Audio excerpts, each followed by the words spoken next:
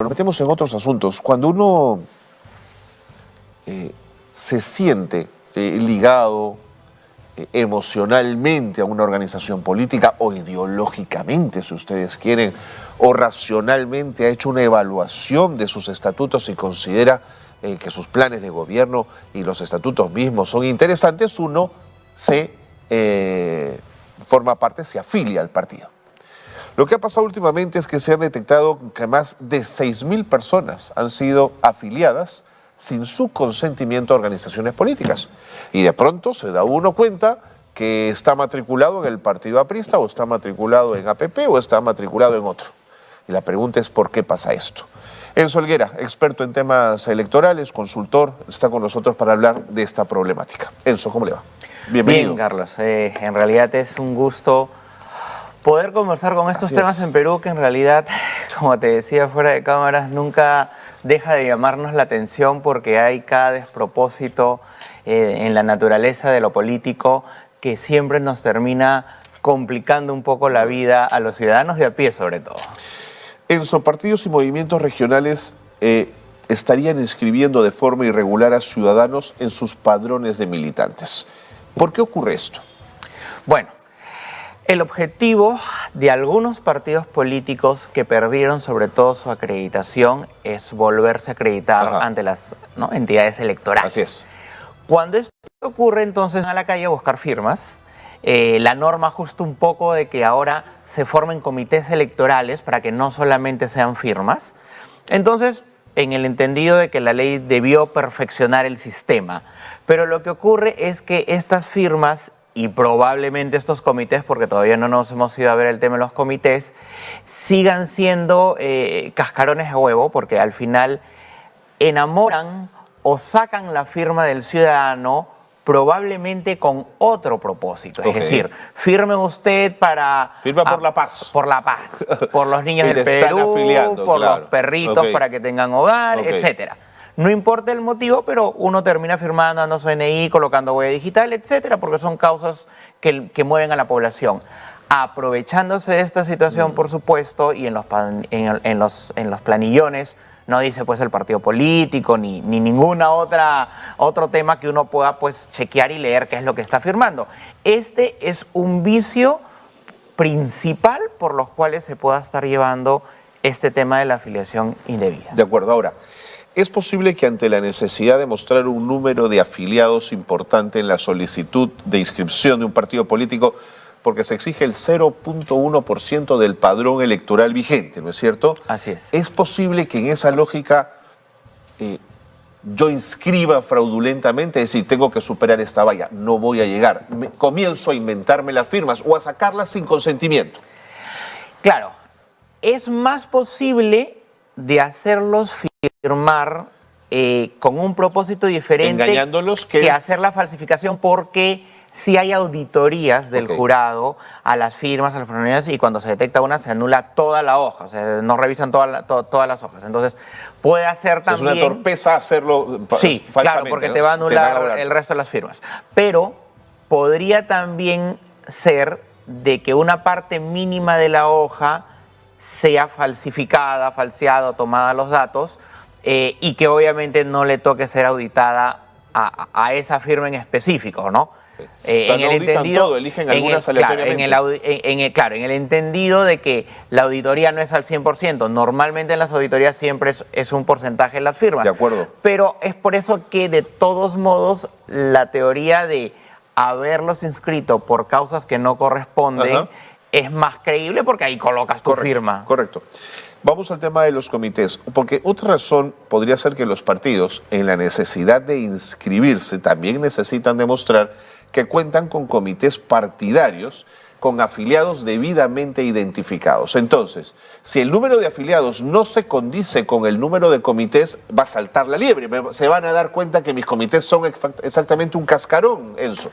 Sí, por supuesto. De hecho, las características principales de los comités es evidentemente encontrar un letrero del partido, es encontrar también una organización, un grupo de militantes vida que se reúnen, del comité, ¿no? Vida partidaria. Así es. ¿no? En realidad es lo que se quiere, y que los partidos políticos no sean simples vehículos para llegar al poder y que luego pues pasen a un costado y no se haga más vida partidaria. Ahora, es cierto también que la responsabilidad finalmente se delega en los partidos políticos o movimientos nacionales que aspiran a ser partidos políticos a determinadas personas que están encargadas en regiones a formar comités, Sí, claro. y probablemente algún responsable de los comités o un grupo de responsables de los comités son los encargados de no decirle a las personas, y controlar esto dentro de la institución política o de cualquier institución nacional sí es complejo,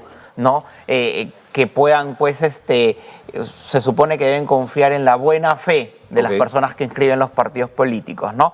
Pero obviamente hay una responsabilidad porque al final quienes hacen eso son personas en las que el partido político está confiando. Totalmente, son los coordinadores. Por digamos, supuesto. claro. Y estos coordinadores, o sea, hay mecanismos si las personas que están a la cabeza de los partidos políticos se pusiesen un poco más imaginativos y a ver de qué manera crean mecanismos internos, porque esa es responsabilidad de los partidos políticos. Por ejemplo, si hacen que cada responsable que se encargue de rearmar los comités y juntar las firmas o seleccionar el personal que firma una declaración jurada con responsabilidad dentro del partido político y se asume si es que hubiese algún problema irregular, entonces, por ejemplo, esa sería la figura. Se aguantaría un poco más, ¿crees tú? Por supuesto que sí, pero cuando obviamente el pensamiento es no me importa cómo, pero junta firmas para inscribirme porque necesito postular a la presidencia y al resto de candidatos nacionales, entonces eso poco importa. Entonces queda claro que un tercero no me puede inscribir en un padrón electoral, porque esa firma y con huella digital es un acto personalísimo, si quieres. Pero ¿cómo nos desinscribimos de un padrón de afiliados en el que no quiero estar? Bueno, en realidad se pueden acercar y hacer el trámite directamente en el Jurado Nacional de Elecciones, ¿no? Hay una oficina determinada que se encarga de la desafiliación indebida. Ok. Pero aquí también hay una paradoja, porque resulta que si tú eres un militante de un partido, un militante debidamente inscrito, y quiere renunciar y cambiarse de partido, lo haces dentro de tu partido político o en segunda instancia en el mismo Jurado Nacional de Elecciones, ¿no? Pero por hacer eso y luego te puedes pasar a otro partido político y luego puedes renunciar y pasarte a otro partido político y así recorrer diferentes intereses, no te cobran nada. Pero si te han inscribido indebidamente, es decir, tú eres la víctima de esta situación, pues te cobran. ¿Así? Y ojo, si no pudiste ir a votar, pues tienes que pagar la multa y además te cobran. Pero que eso es injusto. Por supuesto. Es decir, uno tiene todo el derecho de salir y meterse en un partido político, pero hay personas que lo hacen como por deporte favorito. Seguro. Y a ellos no les cobran nada. Pero al que es víctima... Tendrá un mecanismo que sancione esa práctica, pero no la primera desafiliación, si quieres, ¿no? Por supuesto. Y si eres víctima de... Entonces ahí sí te cobran para desafiliarte. Curioso. Y ojo, si tú lo hicieras ante el propio partido político, ese mecanismo, hasta que el partido actualice su padrón y lo inscribe, tú puedes seguir inscrito y perder oportunidades laborales. Por ejemplo, no podrías trabajar en el INEI porque estás afiliado a un partido político, o en el propio Jurado Nacional de Elecciones si se hace una convocatoria, o en la OMPE si se hace una convocatoria para ver justo temas en materias electorales, no puedes estar vinculado a un partido político o a una militancia activa. De acuerdo, clarísimo. ¿No? ¿Y ese trámite ante el jurado es engorroso o no? En realidad es simple. Es simple. El único cuestionamiento es que además tienen que pagar siendo víctima del sistema, digamos. De acuerdo, ¿no? De acuerdo. Ahora, la ley electoral no obliga a tener un número mínimo de afiliados. Una vez que ya te inscribiste, puedes tener un número variable de afiliados en el partido. Pero creo que exhibir un número robusto de afiliados también políticamente es poderoso, digamos. Estás demostrando tu envergadura, tu capacidad. No, 200.000 militantes, no, tenemos no sé cuánto. No, creo que políticamente te coloca. De pronto lo que hay es desesperación por sumar afiliados también para decirle a los demás, miren qué fuerte soy, ¿o no, Enzo? Sí, por supuesto. En realidad, normalmente en cierto momento electoral, los medios de comunicación empiezan a analizar, por ejemplo, qué partido político tiene más militantes, y por ende es robusto y tiene mayor organización, etcétera. Ahora, no voy a mencionar nombres, pero hay algunos partidos políticos que tienen bancadas en el Congreso y todo lo demás, que incluso en determinadas regiones importantes y provincias importantes, sus organizaciones no funcionan, claro, a pesar de mostrar que puede ser uno de los partidos con mayor militancia, activa entre comillas. Bien. O sea, el número no representa la vida real del partido. Así es. Ante la opinión pública puede decir, oh, qué grande es el partido, y suma una percepción en aquel electorado que le gusta ir siempre a los partidos más grandes y con mayores posibilidades de ganar, ¿no? El voto útil le llamamos, ¿no? O sea, quiere irse siempre al más fuerte, al que va más arriba en los números, en las estadísticas, o que a nivel de percepción tenga mayor probabilidad. Pero es por esa razón que no necesariamente ganan elecciones aquellos que se muestran más robustos siempre. Bueno, frente a esto entonces urge sincerar padrones de militantes. Ese proceso debería ser mucho más rápido. Carlos, lo que me preocupa es que cada proceso electoral se habla del sinceramiento de los padrones. Sí, señor. ¿Ya? Y hay de todo vicio. Y el vicio empieza siempre dentro de los partidos políticos. ¿Por qué?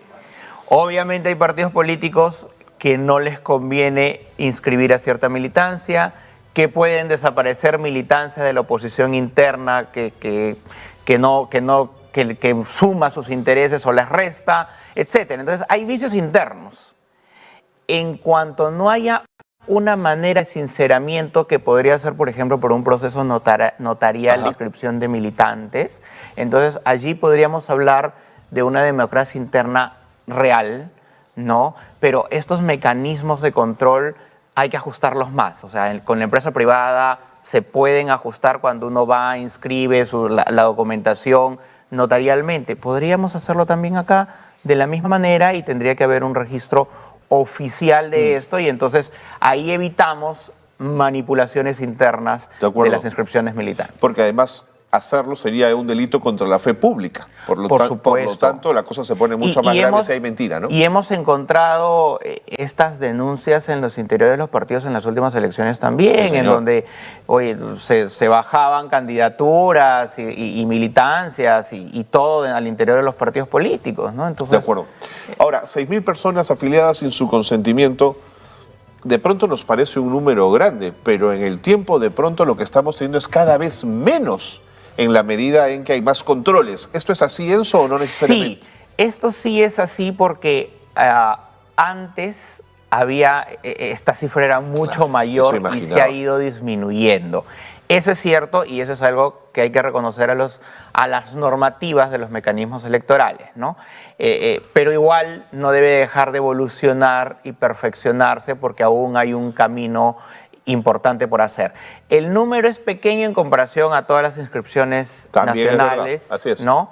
Es cierto también que probablemente lo que estamos rezando ahora son las militancias de los partidos políticos que aspiran a reinscribirse para poder participar. Probablemente la mirada no ha sido a todos los partidos políticos, es decir, a los que ya están inscritos. Entonces, hay mecanismos por superar para coger una mejor estadística en relación de qué tanto estamos evolucionando y mejorando nuestro sistema electoral. De acuerdo.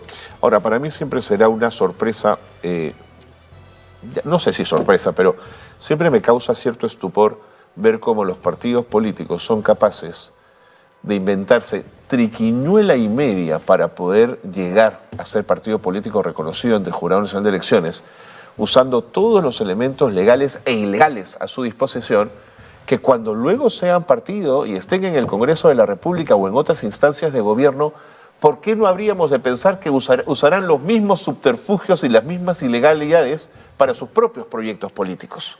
Para poner un ejemplo, muchas veces cuando alguien es elegido al Parlamento o a cualquier otra autoridad, muchas veces ha cometido un delito contra la fe pública, sí, falsificación de documentos, etcétera.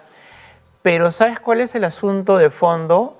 Que sí, claro, o sea, el jurado cumple con elevar al Ministerio Público para que se desarrolle las investigaciones. Pero esa investigación se dilata tanto que la autoridad sabe que va a terminar sus 4 años de gestión tranquilamente. Y no pasó nada. No pasó nada y la sanción por ahí, como es penal, va a avanzar, pero ya no le va a afectar al retiro del ejercicio público que está teniendo, sea congresista o sea otro tipo de autoridad. Entiendo. En tanto eso, ellos saben, los políticos saben que pueden correr libremente porque no hay sanción en ese sentido y contra ese tipo de delitos que los vaya a alcanzar.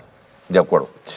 Eso, muchísimas gracias por habernos ayudado a entender un poquito más este tema. Creo que hay procesos que mirar y creo que el que hemos mencionado probablemente de una desafiliación, por lo menos la primera, diría yo, sea mucho más fácil y más asequible que aquellos que rebotan en todos los partidos y medran de ellos, por supuesto. Gracias por haber estado con nosotros. Un gusto, Carlos. Enzo Helguera ha estado con nosotros, experto en temas electorales, consultor en esta materia, que nos ha ayudado a entender por qué de pronto aparecen tantísimos nombres de personas afiliadas sin su consentimiento en organizaciones políticas.